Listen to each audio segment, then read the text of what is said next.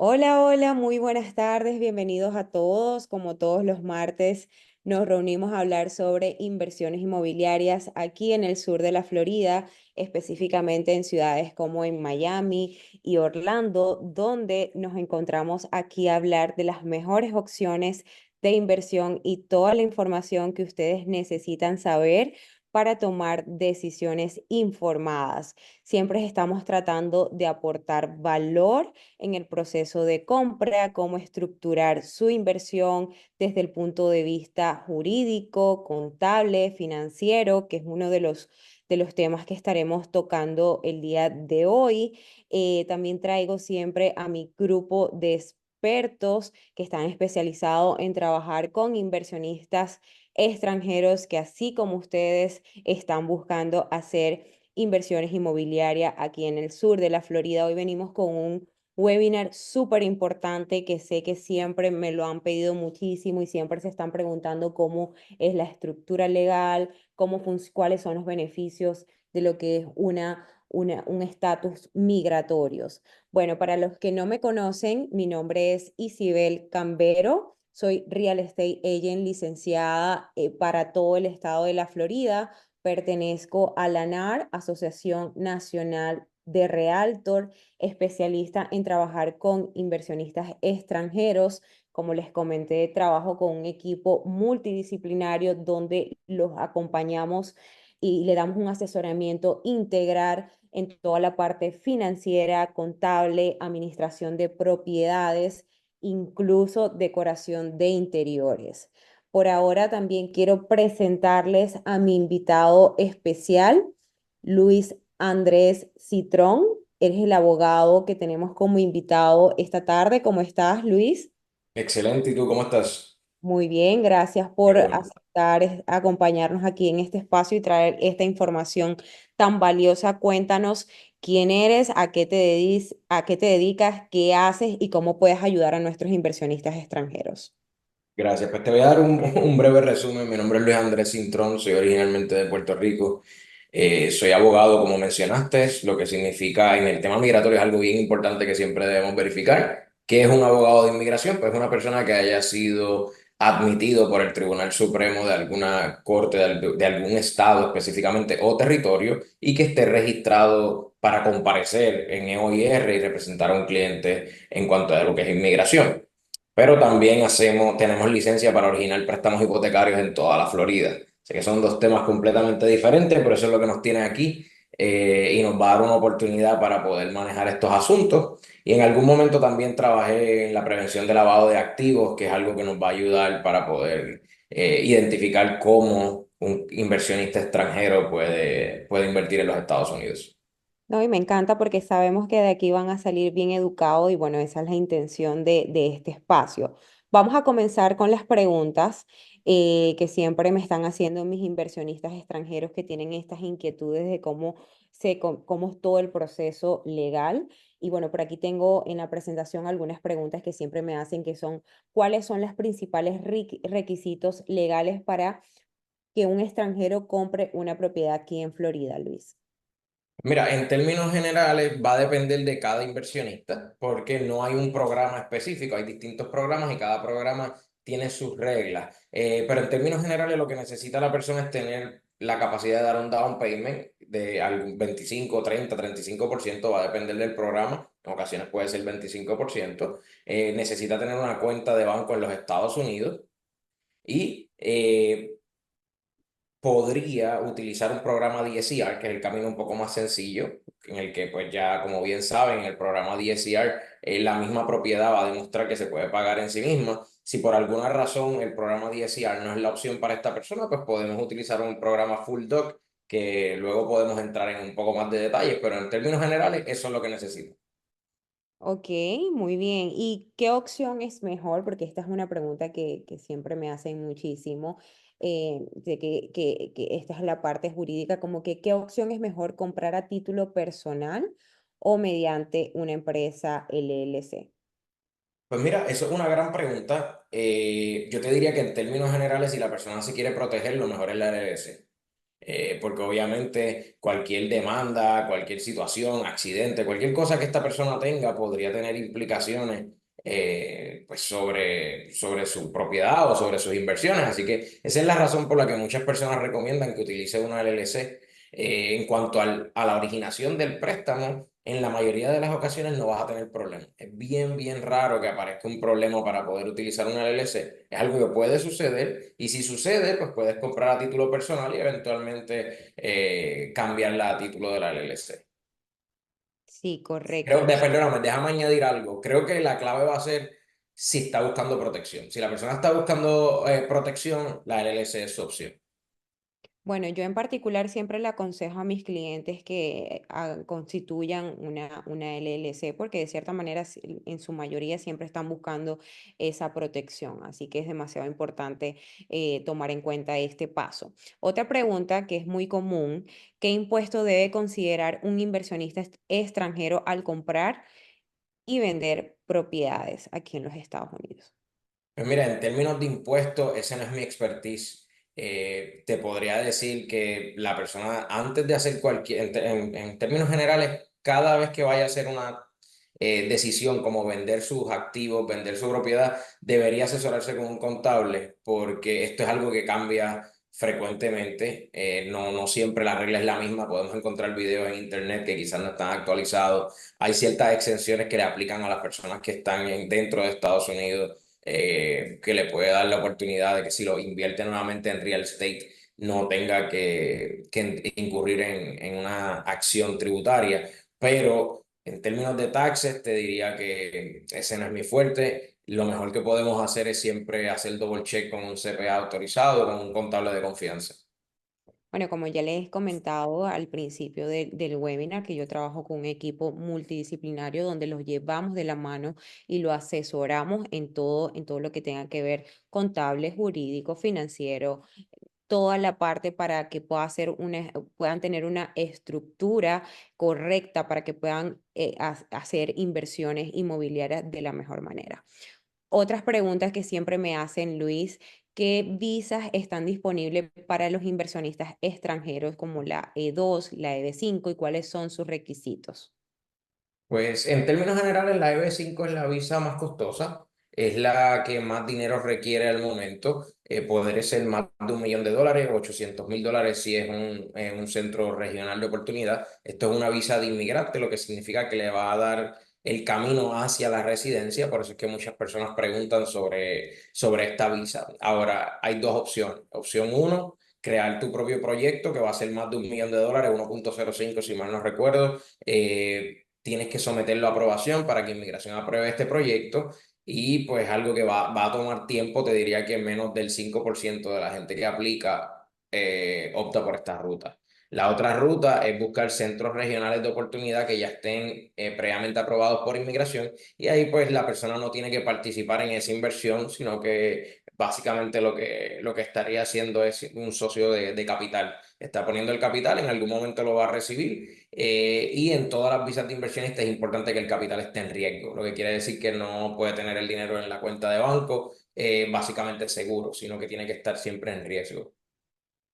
Sí, yo como siempre le comento a mi inversionista, de hecho tenemos un cliente que lo estamos trabajando y yo siempre le digo que siempre va a depender de la expectativa que él tenga con esa inversión. Si de repente estos inversionistas que están buscando una residencia, que están buscando en el futuro vivir aquí en los Estados Unidos, por supuesto, una EB5 va a ser su mejor opción. Pero si de repente, como este cliente que tenemos, que lo que quiere es crear negocio aquí en los Estados Unidos, quiere ir y venir y no está buscando un beneficio migratorio, la E2 es una muy buena opción también para ellos. Siempre va a depender de la expectativa que tengan con esta inversión. No quiere decir que si se van directo a hacer lo que son inversiones en real estate, por eso van a poder obtener un beneficio migratorio. Es totalmente diferente y esto sí es bien importante también que lo tengan muy claro. Otra Correcto. pregunta. Ahí déjame añadir, perdóname para añadirte algo, estoy totalmente de acuerdo porque ahí es donde está la clave. La diferencia principal es, tengo la intención de tener una visa de inmigrante que me va a llevar a la residencia y estar permanente en Estados Unidos, o mi intención es poder entrar y salir y realmente no estoy tan interesado en convertirme en residente. Si el escenario es que la persona no está tan interesada en convertirse en residente, muy probablemente su mejor opción va a ser la E2, porque la E2, que es lo que le conocen la visa de tratado comercial, pues no se requiere un mínimo, sino que tenemos que justificar cuál es el tipo de negocio que estamos trabajando, que el capital es sustancial, que está en riesgo, pero no estamos hablando de $1 millón. Y la diferencia de 100.000, 200.000 a $1 millón, pues no todo el mundo puede hacerlo. Si bien tenemos clientes que lo pueden hacer, hay clientes que no están en ese escenario, pero igual quieren invertir y quieren quieren entrar a los Estados Unidos, quieren hacer negocios, quieren mover su capital de alguna manera. Así que la E2 puede ser su opción. Mencionaste también lo del real estate. En el real estate es algo que crea mucha confusión porque muchas personas piensan que por el mero hecho de haber comprado un condo o una propiedad, haber puesto 25% down, y eso es suficiente para aplicar una visa de inversionista. La realidad es que de aplicar puedes aplicar, pero eso no significa que vayas a tener un buen resultado. Hay que demostrar otras cosas, hay que hacer un plan de negocio. No es que el real estate esté descartado, pero habría que diseñar un plan de negocio, un proyecto que requiera un poco más que simplemente tener el dinero, simplemente invertirlo y darlo de down payment. Correcto, y totalmente de acuerdo contigo. Ahora bien, si su intención definitivamente sí es obtener un beneficio migratorio y cuenta con la disponibilidad de este monto de 1.050.000 para poder obtener un beneficio migratorio a través de una inversión en bienes y raíces en real estate, también es viable. Por lo menos yo en este caso tengo varios proyectos que están ya aprobados por el gobierno, que eso es demasiado importante porque si lo saben, la EB2 su intención es que ustedes puedan generar como mínimo 10 empleos. Entonces es demasiado importante que esos proyectos que ya están aprobados ya estén generando empleo para que eso le pueda ayudar un poco en lo que es también todo el proceso para la EB5. Ahora bien, otra pregunta que también me hacen muchísimo, Luis, ¿cuál es el proceso y el tiempo estimado para obtener una visa de inversión? Mira, mínimo la persona se tiene que preparar para 2 años o más. Todo lo que es con inmigración toma tiempo y esto no es algo que vaya a suceder rápido. Si bien 2 años suena mucho, cuando estás construyendo un negocio from scratch, 2 años no es tanto. Entonces, el cliente que decide ir por la ruta más difícil, que es crear un negocio desde cero, tiene que hacer los 10 empleos, tiene que cumplir con todos los mismos requisitos que el proyecto que ya está aprobado, pero tú sabes que cuando estás construyendo un negocio from scratch, 2 años no necesariamente te van a llevar a ese nivel de tener tus 10 empleados. Quizás es algo que puedes lograr fácilmente con un restaurante, pero hay muchos negocios que podrían estar en pérdida o estar pasando un proceso en lo que se vuelven profitable como para lograr ese objetivo. Entonces, eso es algo que también hay que tener en consideración. Sí, correcto. ¿Es posible obtener la residencia permanente, la Green Card, invirtiendo en bienes y raíces? Nos vemos que sí. Sí, Ah, va a bueno, depender de sí, cuál de ahí las sí sale visas aquí. estemos utilizando. Sí, correcto. Va a depender de la Correcto. visa que estemos utilizando. Si el camino es la EB5 y de alguna manera el proyecto se relaciona con bienes raíces, la respuesta sería sí. Correcto, sí, porque, ajá, correcto. Si es con la EB5, sería entonces, si pueden obtener este beneficio migratorio. Otra pregunta, ¿cómo proteger la inversión de posibles litigios o fraudes inmobiliarios? Pues mira, en este tema de los fraudes, vamos a combinar lo que es el mortgage, el real estate y la inmigración. Yo creo que la clave es asegurarte de que estás siendo asesorado por profesionales licenciados que están autorizados a ejercer esa práctica. Porque al igual que pasa con los abogados, que todos hemos visto específicamente, nos pasa mucho aquí en Florida, vas a tener personas que no necesariamente están haciendo fraude, pero no son abogados licenciados o acreditados para hacer esa gestión.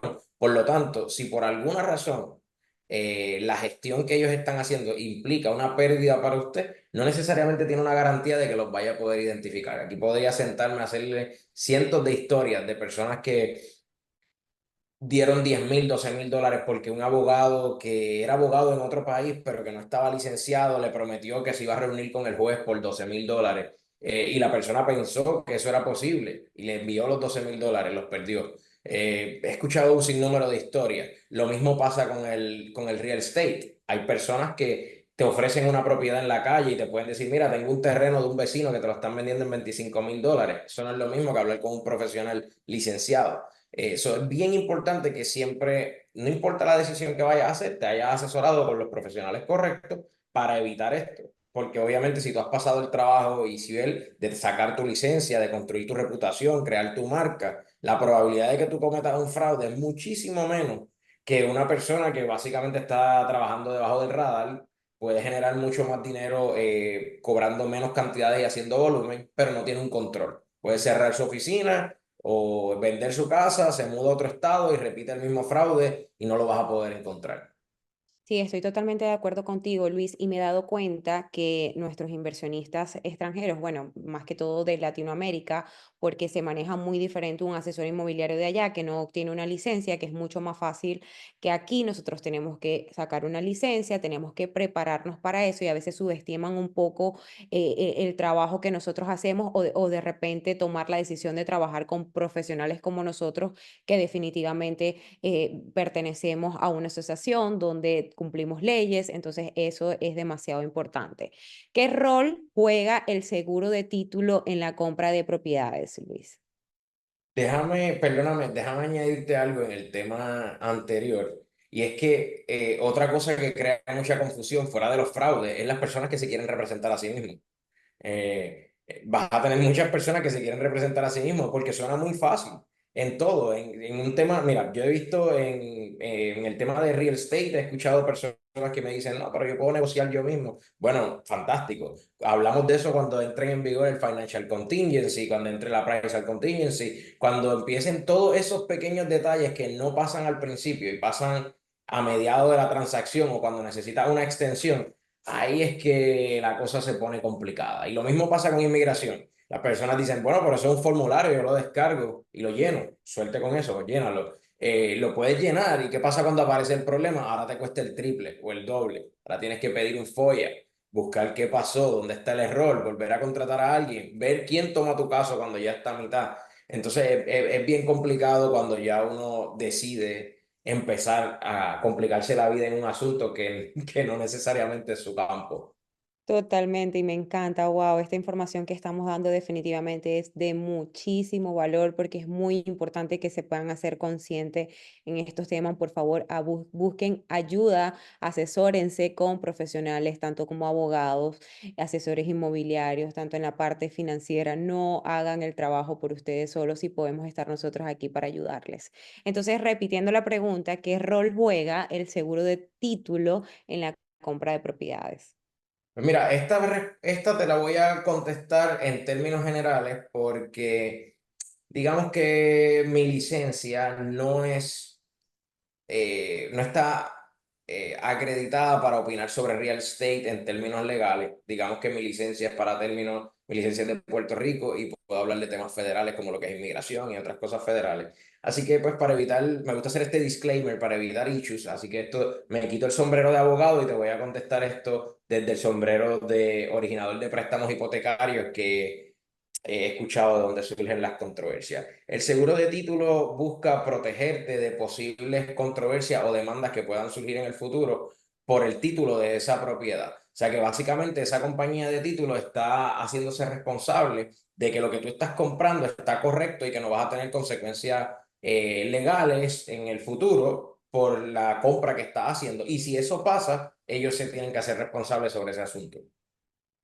Claro, buenísimo. Y buenísimo toda la aclaración que diste, Luis. Ahora te Y pregunto, tengo que hacer el disclaimer porque sí, estamos en redes sociales y ya tú sabes cómo es esto. Así que depende de la pregunta que me hagas, me tengo que poner el sombrero de mortgage, quitármelo, sombrero de abogado, depende del tema que estemos hablando. totalmente de acuerdo contigo. Y a ver, y más en este país que hay que cuidarse de tanto.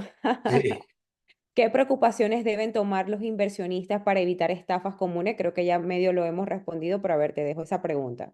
Sí, creo que vuelvo a lo mismo, va a depender de los profesionales que contrates. Es que eso te va a te podría decir mil maneras de invertir 40 horas online tratando de buscar cómo hacer algo bien simple cuando lo puedes evitar simplemente contratando a los expertos. A veces lo único que necesitamos, creo que lo he visto en Elon Musk y un montón de millonarios que lo mencionan, te dicen, yo no tengo que ir a Harvard para saber, para ser un experto en tecnología, necesito tener los asesores correctos. Entonces, la clave para un inversionista, que es alguien que tiene el capital, es por ahorrarte 3.000, 4.000, 5.000 dólares, no vale la pena el riesgo. Contrata a la persona que sabe y asegúrate de evitar estafas y malas decisiones, que a veces son hasta más caras que las estafas.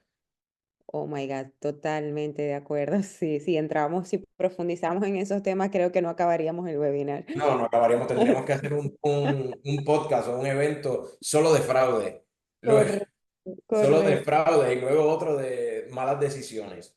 correcto. A ver, en la parte de complaint y regulaciones, ¿existen restricciones para los inversionistas extranjeros en determinadas zonas en Florida?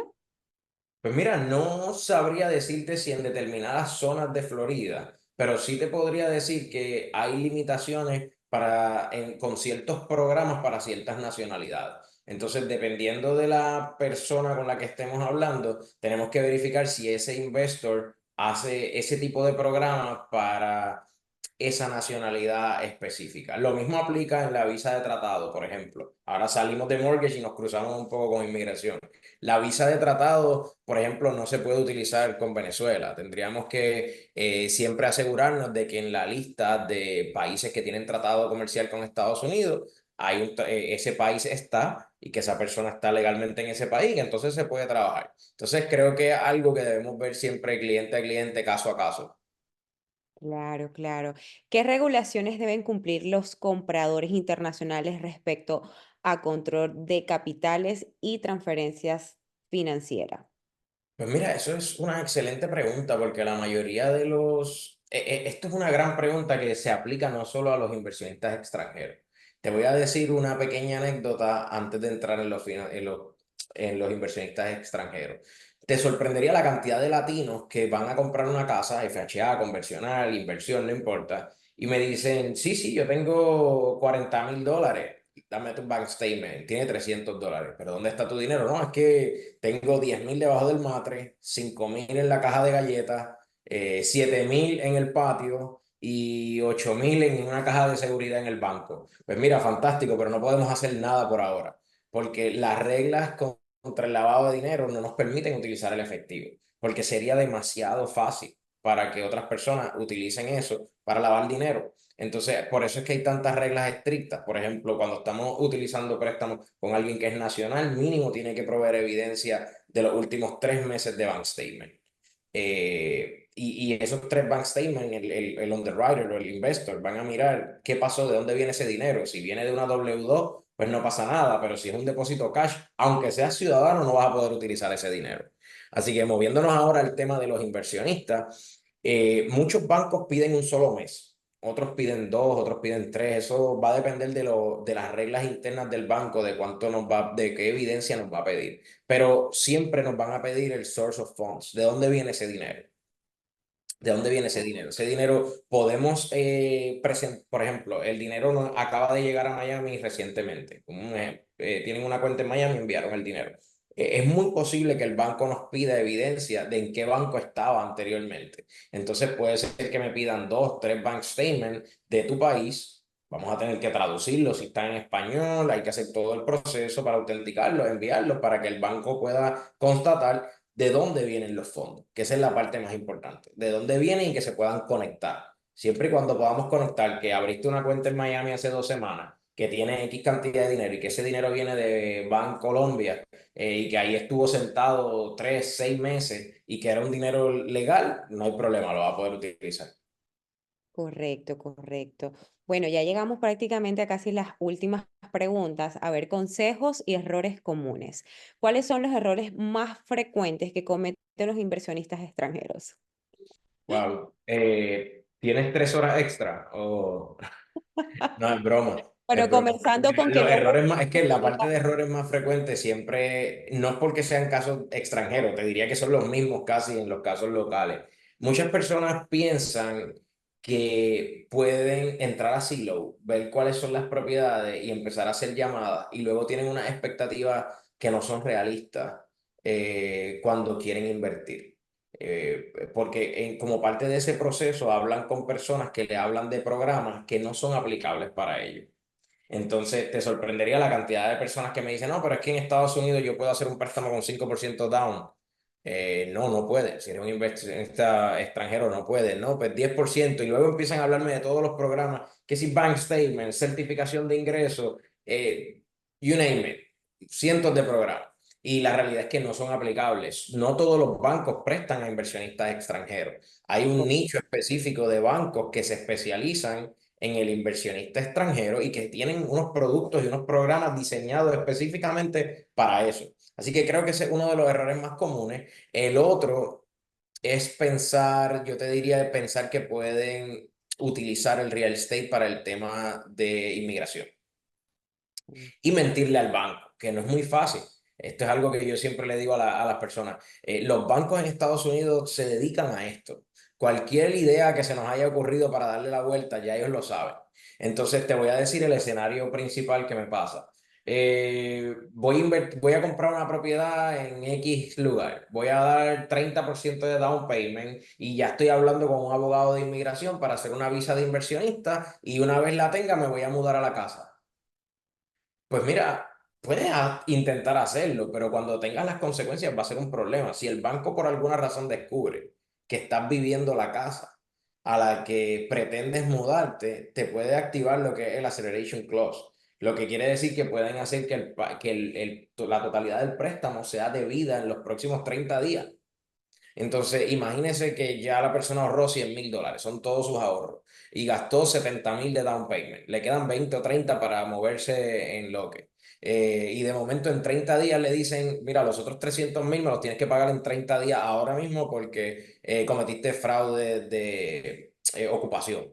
Dijiste que tenías un préstamo para rentar. Recuerda que al inicio mencioné que es un préstamo DSCR. So, un préstamo DSCR, que aunque hago la salvedad, no es el único camino. El préstamo DSCR tiene el propósito de que pues, se va a pagar el pago solo porque se renta.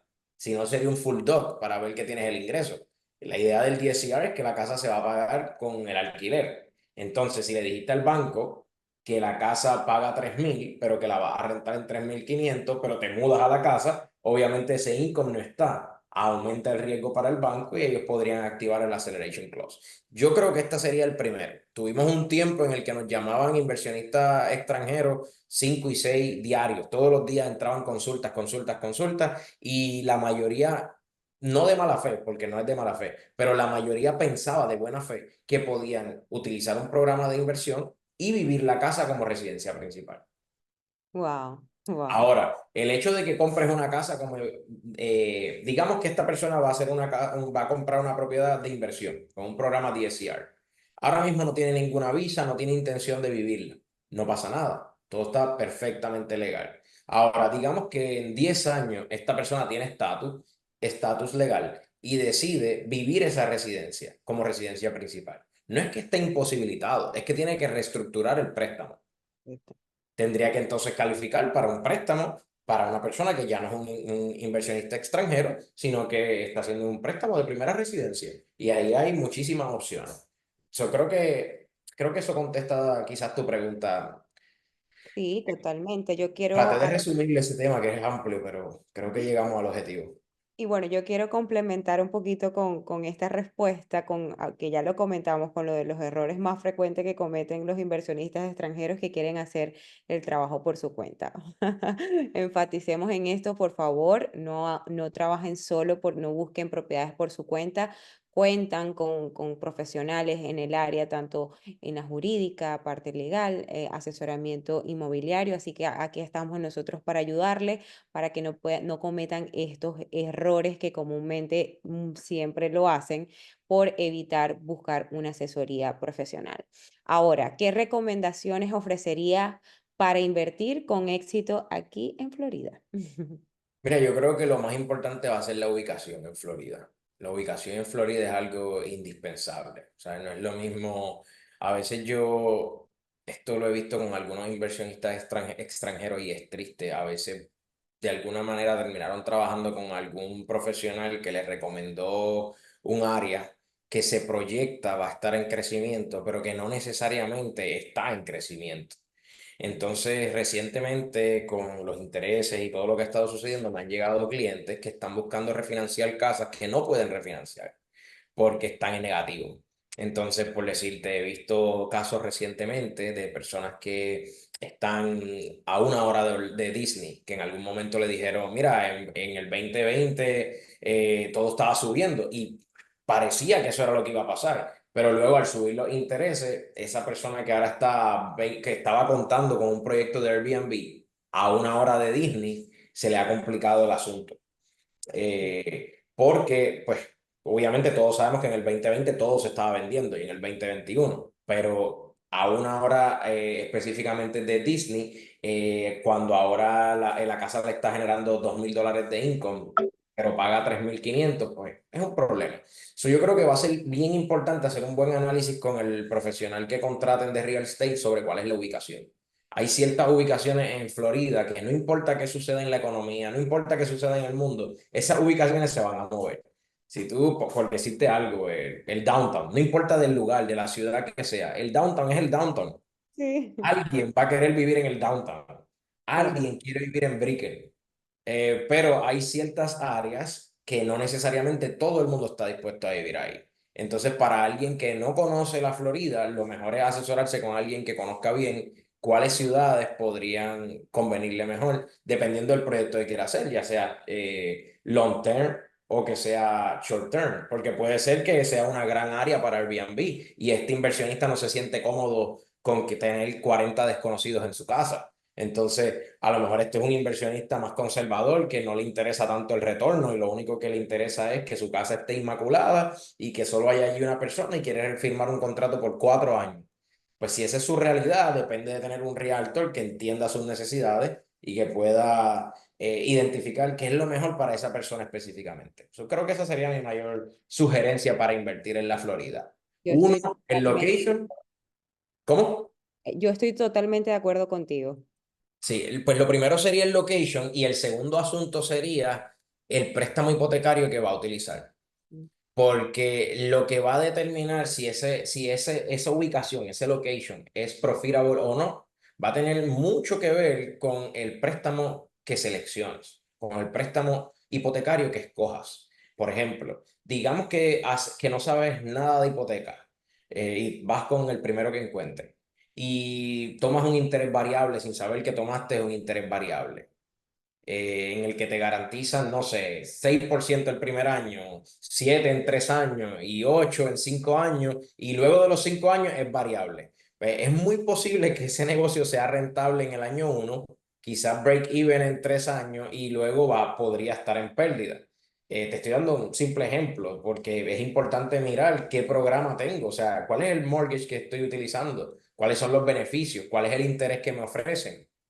¿Qué dice el mercado sobre este programa? Me asesoré con la persona correcta y me explicó que hoy no tengo el mejor interés, por lo tanto hoy no me conviene invertir $15,000 en comprar discount points y me conviene simplemente tomar el interés más alto sin poner ni un centavo porque quizás estratégicamente en 2 años me conviene refinanciar. Pues eso es algo que hay que verlo caso a caso y muchas veces las personas piensan que el tema del mortgage es simplemente cerrar y original, y no es así. Hay que pensar cuál es la estrategia de este investor. Esta persona quiere tener la casa 5 años o menos, 5 años o más. Es una casa que va a flipear, es una casa que es de riqueza generacional y la quiere mantener 30 años. Todos esos factores nos van a decir cuál es el programa que debemos utilizar y si nos conviene o no comprar discount points. Correcto, me encanta tu respuesta, de verdad que es de muchísimo valor.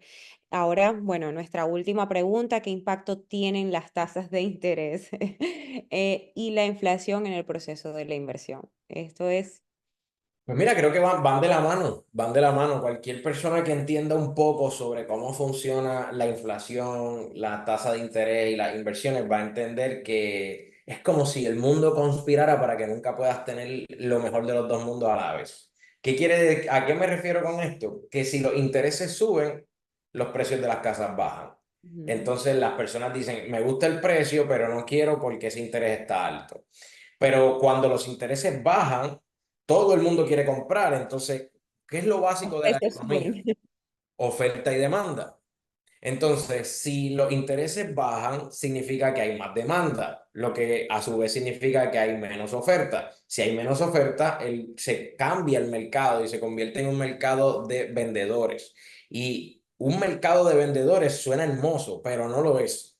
Yo lo viví en el 2020 y era una locura. Yo recuerdo entregarle cartas de precalificación a personas de clase media o de clase alta y que estuviesen 6, 7, 8 meses viendo casa con su realtor, que presentaran 15 y 16 ofertas y no podían. ¿Por qué? Porque entonces estás compitiendo con fondos de inversión que vienen a comprar cash. Listo. ¿Por Ujú. qué? Pues es obvio, ellos tienen un retorno de inversión garantizado básicamente con el real estate y cuando se desestabilizan otros mercados y les preocupa la inflación, pues mucha gente corre al real estate, lo que hace que muchas personas de clase media queden fuera del mercado. ¿Cómo tú Correcto, compites con alguien que están pidiendo 400.000 por la casa y ofrece 450 y cash? correcto. Y cash. Sin Correcto. tasación y sin nada. Sí. Y yo te diría que al principio yo no lo entendía, pero cuando tú ves una tabla de amortización a 30 años y ves que una persona sobrepagó $50.000, básicamente, pero la refinanció a lo mejor al 5% de interés, que en aquel momento recuerdo haber visto préstamos non-QM al 5 y pico, que es súper bajito para hacer non-QM, que es un préstamo de inversión. Pues mira, cuando tú haces la matemática, esa persona, aunque sobrepagó $50.000 en 30 años, se ahorró un montón de dinero, un montón de dinero. Totalmente. Y si la compró cash, ni se diga. O si simplemente el loan to value es bien bajito, es algo que para ellos hace sentido porque manejan fondos de inversión muy grandes, muy, muy grandes. Y no te estoy hablando de fondos solamente billonarios, te estoy hablando de pequeños grupos de personas que tienen dinero. Unieron 5 o 6 millones y empezaron a comprar real estate. Ujú. Y eso lo ponía bien complicado. Entonces, yo creo que es un gran error de parte de los inversionistas que están comenzando el esperar a que el mundo conspire a su favor, porque no va a pasar, no va No. a pasar. Como Y siempre les digo, disculpa que te interrumpa, el mejor momento siempre para comprar va a ser cuando tú estés listo. No depende de si bajó la tasa de interés, si subió, porque eso no es tan relevante cuando si verdaderamente tú no estás organizado y estructurado para realmente hacer una compra. Si ya tú estás estructurado financieramente y estás preparado para y cuentas con el capital para poder hacer la inversión o hacer esta compra, hazlo en el momento independientemente de cómo esté la tasa de interés, porque a veces se deja llevar muchísimo nunca así. habíamos hablado tú y yo de este tema que acabas de mencionar, pero yo digo la línea exactamente igual. Es como si le hubiese dado copy-paste. La gente me dice, ¿cuál es el mejor momento? Cuando estés listo. Cuando Ujú. estés listo, porque tú no sabes si vas a tener esa W2 mañana, tú no sabes si vas a tener esos assets disponibles mañana. Y la ventaja del real estate es que si haces un análisis por los pasados 40 o 50 años, en promedio siempre sube. Que vas a Sí. tener 2 años o 3 que bajó, pero llegó un año que subió 10% y luego otros dos. Cuando saques el average, en promedio, siempre va a estar creciendo. Entonces, si tú esperas a que el mundo conspire a tu favor, hay personas que lo han logrado y ha sido por accidente. Lo más curioso es que quien logra timing the market en el momento exacto ni sabía que lo estaba haciendo. Correcto, Fue sí. suerte, porque tan pronto tú ves en las noticias que los intereses están al 3%, te garantizo que los precios ya no son los de ahora. No, para Tan nada. siquiera con escuchar que bajaron un punto, el teléfono empieza a sonar y la gente quiere comprar, quiere refinanciar, quiere vender, quiere hacer de todo para hacer un upgrade. Entonces, si alguien a mí me preguntara cuál sería el mejor mercado, el mejor momento, yo diría primero que cuando estés listo. Si ya estás listo, yo diría que un buen precio con un interés no tan bueno es mejor que un mal precio con un buen interés. Porque si Correcto. yo tengo un mal precio, digamos que hay una casa en Winter Park que está espectacular y vale $500.000 ahora, pero digamos que los intereses bajan y ahora vale $1.000.000. Ujú. ¿Qué opción yo tengo si el mercado vuelve a bajar? Pues ninguna. Estoy Mm, en pérdida. No importa lo que haga, voy a estar underwater, ¿verdad? A menos que la logre alquilar por lo que pague. mm, Pero suerte. Sin embargo, cuando yo compré una casa a un gran precio, con un interés que no es el mejor, esto a largo plazo no me conviene si me quedo en ese programa, pero nadie te impide refinanciar. Entonces, correcto. si tú logras obtener en un mercado de comprador, porque todo es muy diferente en la negociación cuando el mercado es de comprador. Cuando tú ves esas noticias que dicen seller concession, gastos de cierre, todas estas cosas e incentivos que existen para el comprador, eso no es gratis. El vendedor no te quiere dar eso. Te lo está dando porque el mercado lo está obligando para ser competitivo. Correcto. Por lo tanto, ese es tu momento porque el leverage está de tu lado para tú ser agresivo y hacer ofertas fuertes. Que si lo logras y logras aguantar 1 o 2 años en intereses más altos y eventualmente bajan y refinancias, es como si hubiese hecho un timing del market, porque lograste un gran precio y un buen interés. Ahora, no hay garantías de que el interés vaya a bajar. Ah, Estamos hablando de dos males. ¿Cuál sería el menos malo? claro, claro. Pero Bueno, última cosa, he visto cosas impresionantes. He visto digamos, hace un año, he visto personas ofreciendo 70.000 por debajo de precio y le ha salido. cincuenta sí. mil por debajo de precio y le ha salido. Todo lo Eh, contrario a lo que pasó cuando los intereses estaban al 2%.